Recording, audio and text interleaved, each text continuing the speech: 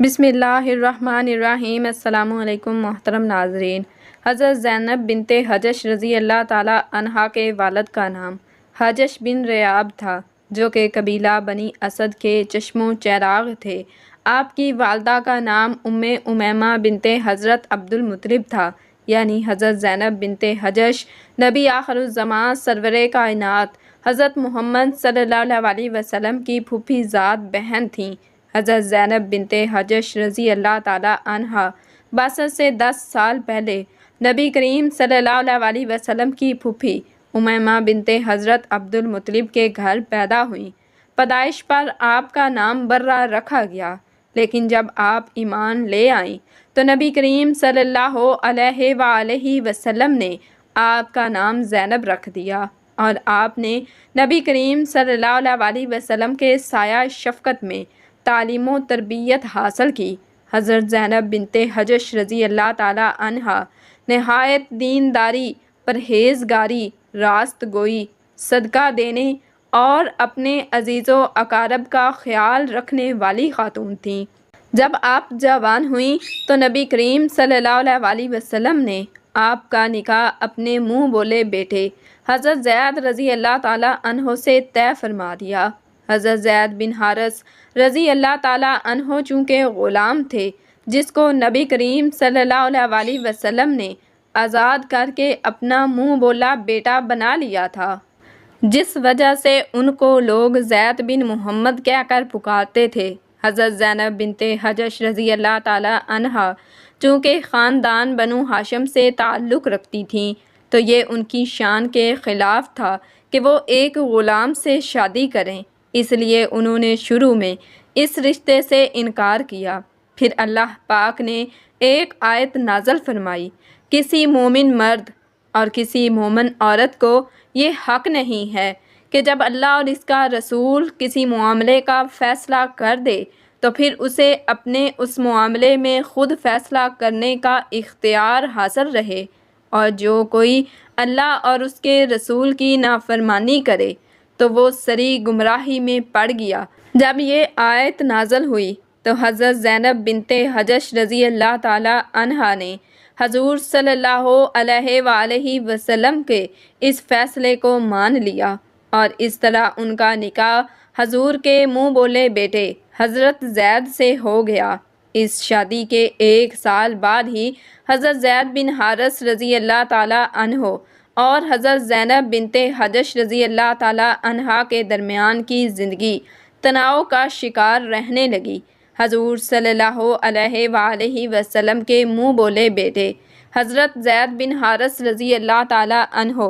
ایک دن حضور صلی اللہ علیہ وسلم کی خدمت اقدس میں حاضر ہوئے اور عرض کی، یا رسول اللہ صلی اللہ علیہ وآلہ وسلم، یہ نکاح اب مزید نہیں چل سکتا، ہم دونوں کی طبیعت بالکل جدا گانہ ہے۔ حضور صلی اللہ علیہ وسلم نے جب یہ سنا تو آپ بہت زیادہ پریشان ہوئے کہ ایک طرف ان کا منہ بولا بیٹا اور دوسری طرف ان کی پھوپھی زاد بہن ہیں۔ حضور صلی اللہ علیہ وآلہ وسلم نے حضرت زید بن حارث رضی اللہ تعالی عنہ کو اس بات پر راضی کیا کہ کچھ عرصہ اور گزاریں، ہو سکتا ہے کہ آپ دونوں کا گزارا ہونے لگے۔ اس بات کو قرآن میں اللہ پاک یوں فرماتا ہے، اے رسول، وہ وقت یاد کرو جب آپ اس شخص سے کہہ رہے تھے جس پر اللہ نے اور آپ نے احسان کیا تھا کہ اپنی بیوی کو اپنے پاس رہنے دے، اسے نہ چھوڑے اور اللہ سے ڈرے، لیکن اللہ پاک کی رضا یہی تھی کہ حضرت زید بن حارث رضی اللہ تعالی عنہ اور حضرت زینب بنت حجش رضی اللہ تعالی عنہا میں طلاق ہو گئی۔ اب حضور صلی اللہ علیہ وسلم افسردہ ہو گئے، اس لیے سرور کائنات حضرت محمد صلی اللہ علیہ وآلہ وسلم نے یہ فیصلہ کیا کہ وہ اپنی طلاق یافتہ پھوپھی زاد سے نکاح فرما کر انہیں ازواج مطہرات میں شامل فرما لیں، لیکن آپ صلی اللہ علیہ وسلم کو پریشانی اس بات کی تھی کہ عرب کا رواج تھا کہ منہ بولا یا لے پالک بیٹے کو اصلی بیٹا سمجھا جاتا تھا، اس لیے اس بیٹے کی بیوی سے ہرگز شادی نہیں کی جا سکتی تھی۔ اس پر اللہ پاک فرماتا ہے، اور آپ اس وقت وہ بات اپنے دل میں چھپا رہے تھے جسے اللہ ظاہر کرنے والا تھا، اور آپ لوگوں کو طعن و تشنیع سے ڈر رہے تھے، حالانکہ اللہ اس بات کا زیادہ حقدار ہے کہ آپ اس سے ڈریں۔ خیر، حضور صلی اللہ علیہ وسلم نے حضرت زید بن حارث رضی اللہ تعالیٰ عنہ کو حضرت زینب بنت حجش رضی اللہ تعالیٰ عنہا کے پاس اپنے رشتے کے لیے بھیج دیا۔ حضرت زید بن حارث رضی اللہ تعالیٰ عنہ کے پردہ میں رہ کر حضرت زینب حضور صلی اللہ علیہ وسلم کا پیغام دیا کہ اللہ کے نبی صلی اللہ علیہ وآلہ وسلم آپ سے نکاح کرنا چاہتے ہیں۔ حضرت زینب بنت حجش رضی اللہ تعالیٰ عنہا کے لیے یہ خوشی اور غمی کی بیک وقت خبر تھی۔ خوشی اس بات کی کہ ازواج مطہرات میں شامل ہونا دنیا کا سب سے بڑا اعزاز ہے، اور غم اس بات کا کہ میں تو حضور کے منہ بولے بیٹے زید کی طلاق یافتہ ہوں، پورے عرب میں یہ بات پھیل جائے گی۔ خیر، حضرت زینب بنت حجش رضی اللہ تعالیٰ عنہا حضرت زید سے فرمانے لگی کہ میں بغیر استخارہ کے اس بات کا فیصلہ نہیں کرنا چاہتا۔ یہ بات جنگل کی آگ کی طرح پورے مدینہ میں پھیل گئی کہ محمد صلی اللہ علیہ وسلم نے اپنے بیٹے کی بیوی کو نکاح کا پیغام بھیج دیا ہے۔ منافقین اور دشمنان رسول یہ کہنے لگے کہ یہ حضرت زینب بنت حجش رضی اللہ تعالیٰ عنہا اور حضرت محمد صلی اللہ علیہ وآلہ وسلم کی محبت ہی تھی کہ جس کی وجہ سے حضرت زینب بنت حجش رضی اللہ تعالیٰ عنہا نے حضرت زید بن حارث رضی اللہ تعالیٰ عنہ سے طلاق لے لی ہے۔ منافقین نے حضور صلی اللہ علیہ وآلہ وسلم کے بار بار حضرت زید کے گھر جانے کو بھی اسی محبت کا نام دیا۔ اسی طرح چامگوئیاں عام ہو گئیں۔ ادھر حضرت زینب بنت حجش رضی اللہ تعالیٰ عنہا مصلی پر کھڑی ہوئیں، اور ادھر اللہ پاک نے نبی کریم صلی اللہ علیہ وآلہ وسلم کی طرف وحی فرما دی۔ وحی کے نازل ہونے سے ہی حضرت زینب بنت حجش رضی اللہ تعالیٰ عنہا اور حضرت محمد صلی اللہ علیہ وآلہ وسلم کا نکاح ہو گیا۔ وحی کے الفاظ کچھ اس طرح ہیں: جب زید بن حارث رضی اللہ تعالیٰ عنہ نے اس عورت زینب بنت حجش رضی اللہ تعالیٰ عنہا سے اپنی حاجت پوری کر لی، پھر اسے طلاق دے دی، تو ہم نے اس خاتون کو آپ کے نکاح میں دے دیا تاکہ اہل ایمان پر اپنے منہ مولے بیٹوں کی بیویوں سے نکاح کرنے کے معاملے میں کوئی تنگی نہ رہ جائے جب وہ ان سے اپنی حاجت پوری کر چکے ہوں اور انہیں طلاق دے کر فارغ کر چکے ہوں، اور اللہ کا حکم تو بہرحال ہو کر رہتا ہے۔ اس آیت کے آنے کے بعد حضور صلی اللہ علیہ وآلہ وسلم حضرت زینب بنت حجش رضی اللہ تعالیٰ عنہا کے گھر گئے اور جا کر ان سے فرمایا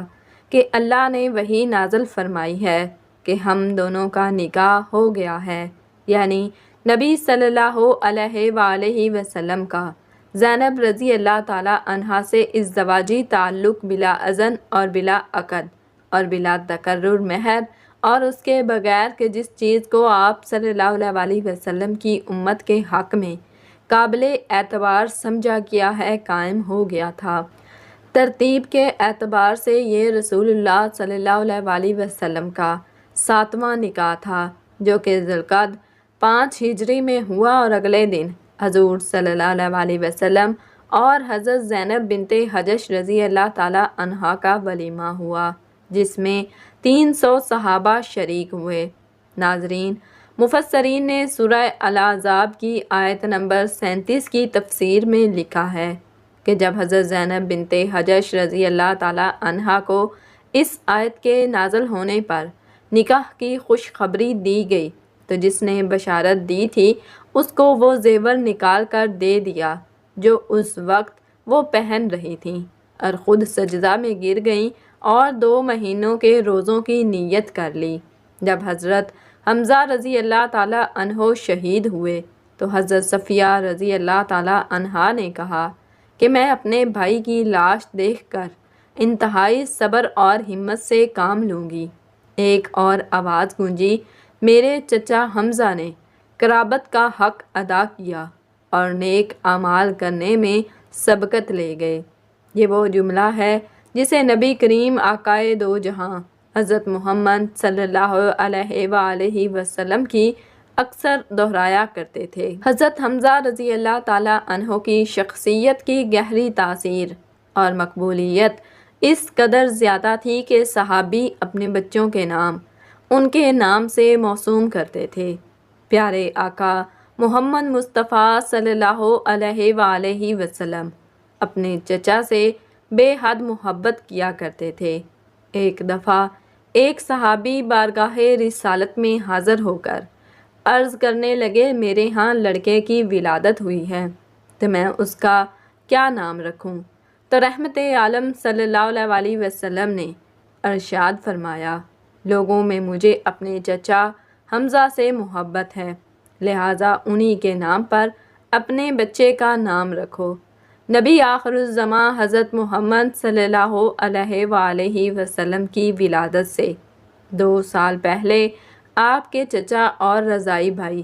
سید الشہداء شیر خدا حضرت سیدنا حمزہ بن عبد المطلب پیدا ہوئے۔ آپ کی کنیت ابو امارہ تھی۔ آپ نہایت حسین و جمیل، دبلے پتلے، چوڑی چھاتی اور دراز قد تھے۔ آپ اپنے بھتیجے حضرت محمد صلی اللہ علیہ وسلم سے بے پناہ محبت کرتے تھے اور ان کی حفاظت میں پیش پیش رہتے، بلکہ اگر یہ کہا جائے کہ ان کے سامنے ہوتے ہوئے کسی کافر کی جرت نہ ہوتی کہ نبی کریم صلی اللہ علیہ وسلم کے خلاف کوئی نازیبا لفظ بھی بول دے۔ اسی طرح اعلان نبوت کو 6 سال گزر چکے تھے کہ ایک دن کوہ صفا کے قریب ایک باندی نے آپ کو شکار سے واپسی پر روکا اور کہنے لگی، اے ابو امارہ، کاش آپ پہلے آ جاتے۔ تھوڑی دیر پہلے ہی ابو جہل نے آپ کے بھتیجے محمد صلی اللہ علیہ وآلہ وسلم کو گالیاں نکالی ہیں۔ حضرت محمد صلی اللہ علیہ وسلم نے کوئی جواب نہیں دیا اور چلے گئے۔ یہ سنتے ہی آپ جوش میں آ گئے، تیزی کے ساتھ خانہ کعبہ کی طرف بڑھے، بغیر کسی اور طرف متوجہ ہوئے سیدھا ابو جہل کے پاس گئے اور جاتے ہی اس کے سر پر زور سے اپنی کمان دے ماری۔ ابو جہل کے سر سے خون کا فوارہ نکل پڑا اور ساتھ ہی فرمانے لگے،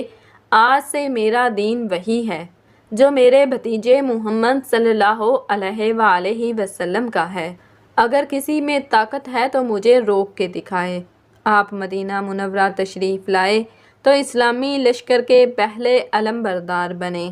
2 ہجری میں ہونے والی پہلی جنگ میں آپ رضی اللہ تعالیٰ عنہ نے بے شمار کافروں کو جہنم واصل کیا۔ مکہ کے مشہور جنگجو اور پہلوان عتیبہ کو حضرت حمزہ رضی اللہ تعالیٰ عنہ نے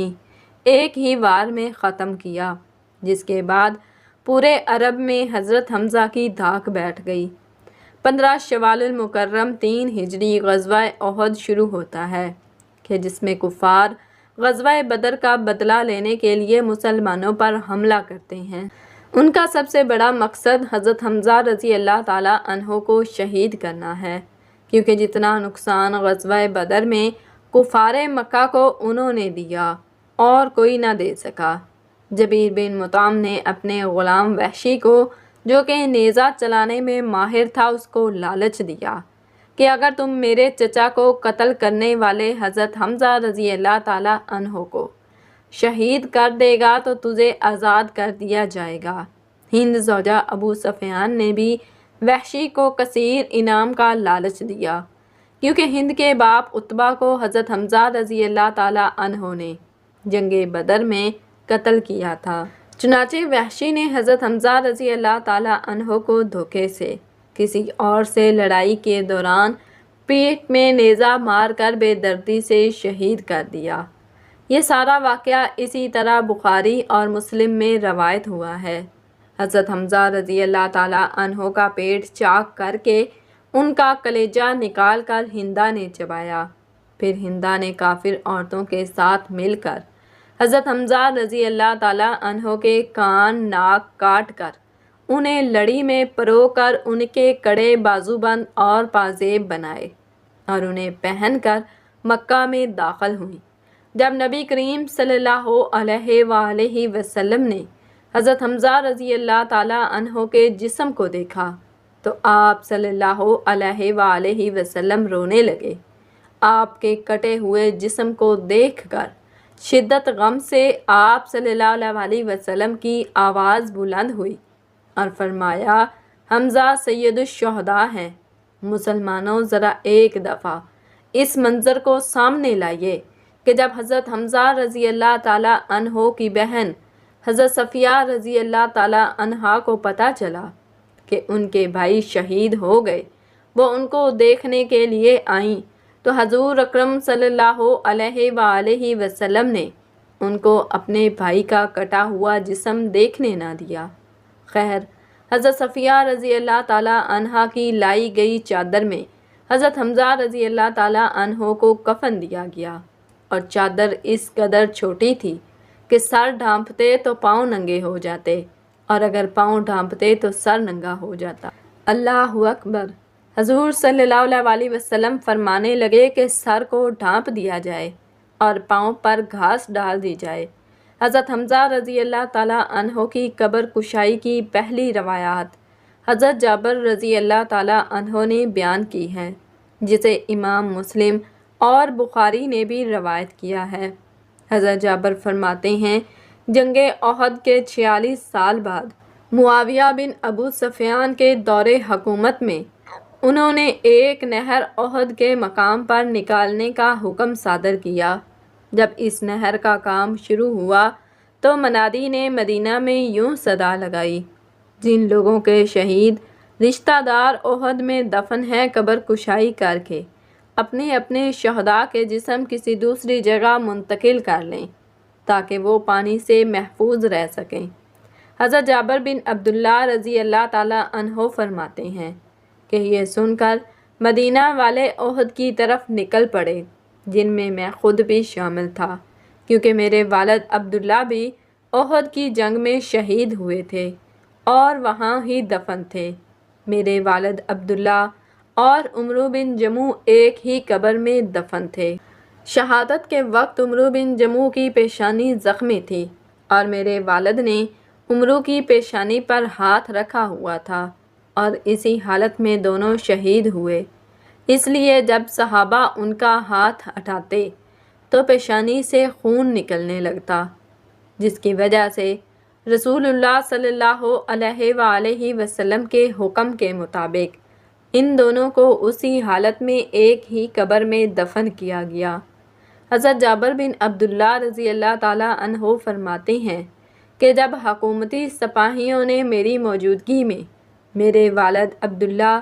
اور عمرو کی قبر کھول لی تو جیسے ہی عمرو کی پیشانی سے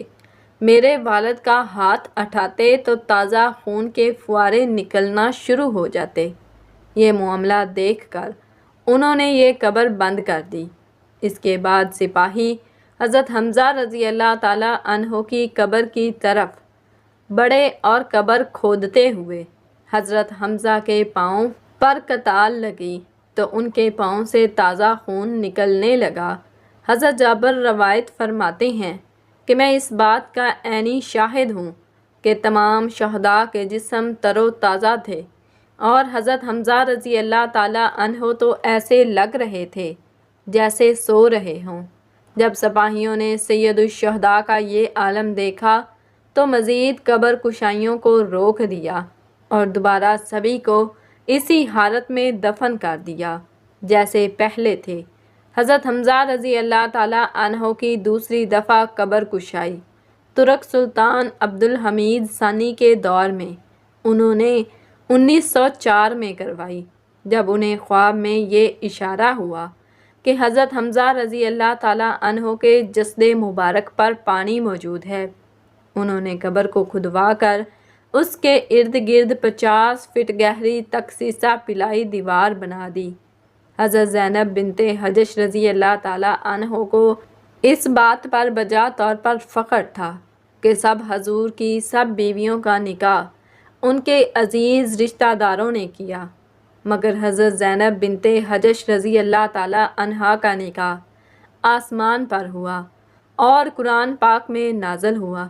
اسی وجہ سے وہ ام المومنین حضرت عائشہ صدیقہ رضی اللہ تعالی عنہا سے مقابلہ بھی کیا کرتی کہ ان کا نکاح آسمان پر کیا گیا، جیسا کہ ام المومنین حضرت عائشہ صدیقہ رضی اللہ تعالی عنہا فرماتی ہیں کہ ازواج مطہرات میں زینب بنت حجش ہی تھیں جو رسول اللہ صلی اللہ علیہ وسلم کی نگاہ میں عزت و مرتبہ میں میرا مقابلہ کیا کرتی تھیں۔ ناظرین، حضور صلی اللہ علیہ وآلہ وسلم کی اس شادی کی فضیلتیں یہ ہیں کہ اسلام نے مساوات کا درس دیا ہے، اس لیے آپ صلی اللہ علیہ وسلم نے ایک غلام کو آزاد فرمایا اور پھر ان کو منہ بولا بیٹا بنایا اور پھر انہی سے اپنی پھوپھی زاد کی شادی بھی کروائی۔ اور جب حضور صلی اللہ علیہ وسلم کا نکاح حضرت زینب بنت حجش رضی اللہ تعالی عنہا سے ہو گیا تو زمانہ جاہلیت کی اس رسم کا بھی خاتمہ ہو گیا کہ منہ بولا اور لے پالک بیٹا بھی اصلی بیٹے کا حقوق رکھتا ہے۔ حضور نبی کریم صلی اللہ علیہ وسلم نے اپنی ازواج سے فرمایا تھا کہ تم سے سب سے پہلے مجھ سے وہ ملے گا جس کا ہاتھ لمبا ہوگا۔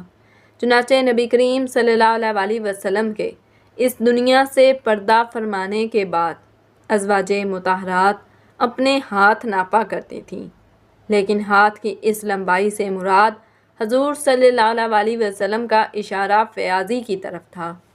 چونکہ حضرت زینب بنت حجش رضی اللہ تعالی عنہا بے حد سخی اور فیاض تھیں تو سب سے پہلے حضور صلی اللہ علیہ وسلم کے پردہ فرمانے کے کچھ ہی عرصہ بعد 20 ہجری میں آپ رضی اللہ تعالی عنہا بھی اس دار فانی سے کوچ فرما گئیں۔ آپ کو جنت البقیع میں سپرد خاک کیا گیا۔ اللہ تعالی